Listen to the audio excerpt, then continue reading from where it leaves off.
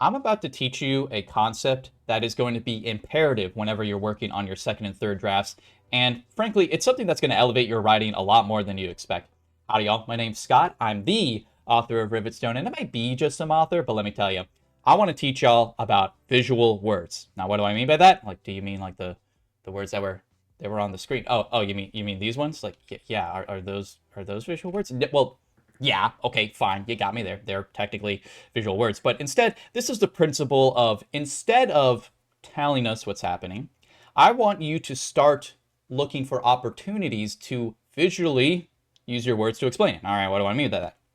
Let's say, for example, there is a hot cup of tea on the table, and you have a sentence, phrase, paragraph, whatever it is about that cup of tea, and, maybe a character points it out. It doesn't matter. None of this matters. Instead of just saying there was a hot cup of tea on the table, you can say the tea was steaming on the table. All right. Instead of just telling us the state of that object, whatever it is, could be a person, could be a thing, you say visually what's happening as an effect, right? So instead of saying that the tide was rough, you can explain the effect of that rough tide. You can say that it's people are flying all around, like and if people are getting thrashed about, people are falling over, people's like maybe their favorite book, Rivet Stone, is tumbling off the test and out of their hands.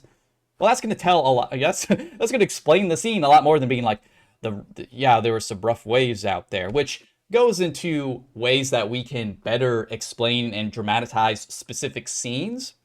But be very critical, especially again as you're going through your second and third drafts. We do not need to be so hypercritical about the very first things we put on pen and paper. It's good enough that we're even writing in the first place. But during your second and third drafts, to look for those opportunities from when you're describing a specific scene, an object, a place, a location, whether or not instead to use visual words. Instead of describing the state of the thing, describe the effect. And it is just a lot more impactful. And frankly, it's just going to make your writing a lot more engaging. But I hope that helped. Give it a like, give it a sub, and thanks for watching.